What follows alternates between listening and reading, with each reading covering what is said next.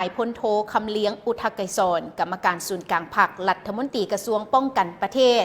ได้รายงานต่อกองประชุมใหญ่ผู้แทนทั่วประเทศครั้งที่12ของพรรคว่าใน5 ปีผ่านมาพวกเขาได้สุ่มใส่ค้นคว้าปรับปรุงคืนแผนยุทธศาสตร์ป้องกันสปป.ลาวและนิติกรรมอื่นๆที่เกี่ยวข้องเพื่อให้สอดคล้องกับสภาพการใหม่เป็นบอนอิงให้แก่การจัดตั้งปฏิบัติและเพิ่มความศักดิ์สิทธิ์ในการคุ้มครองเขตยุทธศาสตร์ป้องกันชาติให้ถือกับทักษะหรือว่าให้ถือกับทาสนามป้องกันชาติที่ได้กำหนดไว้นั่นเองติดพันกับเวียกงานของการจัดตั้งจัดวางซับซ้อนสถานที่ของหัวหน่วยกรมกองทหารจำนวนหนึ่งคืนใหม่เพื่อเสริมความเข้มแข็งในการเกี่ยมพร้อมเฮ็ดให้สำเร็จหน้าที่ป้องกันชาติอยู่แต่ละทิศยุทธศาสตร์ของประเทศซุ่มไซกำลังลงก่อสร้างหากฐานการเมืองอยู่เขตที่ห่างไกลศอกลีเขตไส้แดนและเขตจุดสุมทีรอแหลมปัจจุบันแมนมี19 กองปฏิบัติงานและมีจำนวนพล405 สหายประจำอยู่28 จุดของ210 บ้านและลงก่อสร้างหากฐานการเมืองแบบมูลเสื้อแมนมีจำนวน 1,107 หัวหน่วยกลุ่มกองมีจำนวนพล 4,141 สหายสร้างบ้านป้อมมันได้711 บ้านสร้างกลุ่มบ้านสู่6ติดเลียนได้204 กลุ่มบ้านและปรับปรุงก่อสร้างหากฐานกองหลอนได้ 1,223 กองห้อยสร้างตั้งกำลังป้องกันตัวได้17 กองห้อยจัดตั้งปฏิบัติแผนการก่อสร้างเขตแนวหลังยุทธศาสตร์ติดพันกับการพัฒนากลุ่มบ้านเลียบตามไซแดนทางทิศแนวหลังยุทธศาสตร์อย่างมีจุดสุมและบรรลุได้ตามคาดหมายที่วางไว้อันได้เฮ็ดให้บริเวณดังกล่าวได้รับการพัฒนาชีวิตการเป็นอยู่ของประชาชนดีขึ้นกว่าเก่าสำคัญแมนสามารถเฮ็ดให้เขตดังกล่าวแมนมีความสงบมีความเป็นระเบียบเรียบร้อยโดยพื้นฐานนอกจากนั้นยังได้สุ่มใส่การจัดตั้งปฏิบัติโครงการก่อสร้างทาสนามป้องกันชาติจำนวนหนึ่งอย่างเช่นสมทบกับบรรดาแขนงการขั้นศูนย์กลางองค์การปกครองท้องถิ่นวางแผนพัฒนาเศรษฐกิจสังคมอยู่ในแต่ละทิศบริเวณยุทธศาสตร์ที่สำคัญให้หับประกันสมทบแน่นระหว่างการพัฒนาเศรษฐกิจสังคมกับเวียกงานปกส.ปกส.ไปเคียงคู่กับเวียกงานป้องกันชาติซึ่งพวกเขาได้ถือสำคัญและเอาใจใส่ต่อเวียกงานต้านและแก้ไขการก่ออาชญากรรมต่างๆในนี้แม้นได้สุ่มใส่อาชญากรรมทางอินเทอร์เน็ตซึ่งในสุ่มปีที่ผ่านมาวิทยาศาสตร์เทคโนโลยีได้มีการขยายตัวอย่างว่องไวและมีลักษณะก้าวกระโดดเทคโนโลยีทางด้านข้อมูลข่าวสารการกำเนิดของสื่อออนไลน์อินเทอร์เน็ตได้เฮ็ดให้สังคมโลกสามารถเข้าใกล้หากันได้อย่างสะดวกว่องไวโดยบ่มีพรมแดนแต่ว่าในขณะเดียวกันคนบดีก็ได้สวยไส้อินเทอร์เน็ตเพื่อก่ออาชญากรรมเพื่อเป็น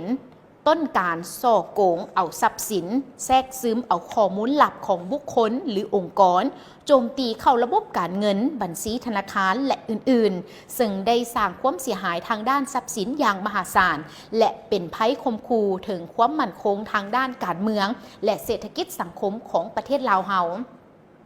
บรรดาอิทธิกำลังปลปักษ์ได้สวยไส้อินเทอร์เน็ตเป็นเครื่องมือเพื่อดำเนินการเคลื่อนไหวมั่งแนวคิดด้วยรูปการบิดเบือนข้อมูลโฆษณาผ่านสื่อออนไลน์แนใส่คนล่มโจมตีแนวทางนโยบายของพรรครัฐปั่นป่วนมั่งแนวคิดของประชาชนเฮ็ดให้สังคมเกิดมีแนวคิดสั่งซาเปรียบเทียบคอนแค้นละแวงสงสัยกัน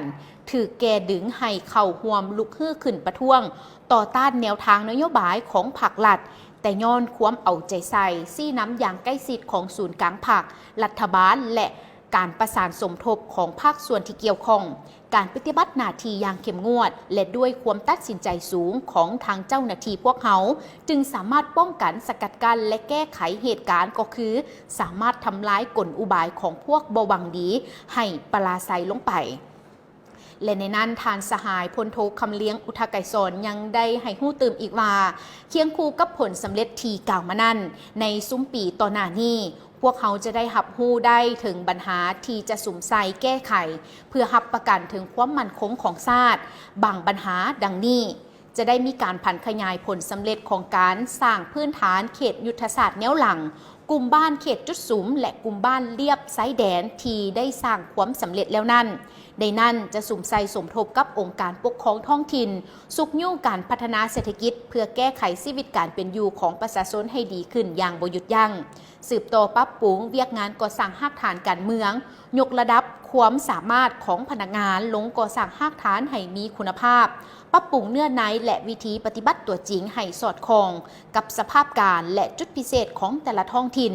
สุ่มใส่ปรับปรุงบรรดากิจการป้องกันชาติที่จะสร้างสำเร็จแล้วให้มีความแน่นหนาถาวรและสามารถนำใช้ได้อย่างมีประสิทธิผลพร้อมกันนี้ยังจะเอาใจใส่ปรับปรุงและก่อสร้างบ้านป้อมมันกลุ่มบ้านสู่หบติดเหรียญปรับปรุงกำลังกองร้อนกองป้องกันตัวให้มีความเข้มแข็งขึ้นสามารถเคลื่อนไหวเฮ็ดหน้าที่รักษาความสงบความบ่เป็นระเบียบเรียบร้อยภายในบ้านของตนประสานสมทบอย่างสนิทแน่นกับภาคส่วนที่เกี่ยวข้องเพื่อซอกเห็นเลเหลี่ยมรูปการเคลื่อนไหวตัวหยั่วหลอกลวงส่อโกงทางอินเทอร์เน็ตพร้อมทั้งโฆษณาเผยแพร่ให้สังคมได้ฮู้อย่างทันเวลากระทรวงป้องกันความสงบกระทรวงป้องกันประเทศและกระทรวงเทคโนโลยีและการสื่อสารต้องร่วมกันค้นคว้าวางระเบียบสร้างนิติกรรมในการคุ้มครองระบบโทรคมนาคมอินเทอร์เน็ตและบรรดาโครงข่ายที่กำลังพวกอาชญากรรมผ่านอินเทอร์เน็ตสวยไส้โอกาสให้ครบถ้วนและต้องให้แทดเหมาะกับสภาพความเป็นจริงของประเทศลาวเฮากันด้วยสุ่มใส่การก่อสร้างหรือดึงดูดเอาบุคลากรที่มีความรู้ความสามารถทางด้านนี้เพื่อดำเนินการต้านสกัดกั้นต่อสู้กับพวกอาชญากรรมผ่านทางอินเทอร์เน็ตให้มีประสิทธิผลเคียงคู่กันนั่นก็ต้องได้มีการเพิ่มทวีการร่วมมือสากล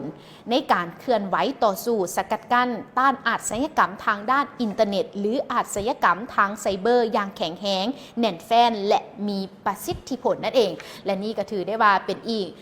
หนึ่งเนื้อในอยู่ในกล่องประชุมดังกล่าวจากทานสหายพลโทคำเลี้ยงอุทะไกรสอนกรรมการศูนย์กลางภาครัฐมนตรีกระทรวงป้องกันประเทศที่ได้มีการรายงานต่อเวียกงานดังกล่าวสำหรับเวียกงานป้องกันชาติป้องกันความสงบของทางสปป.ลาวของพวกเราท่านผู้ชม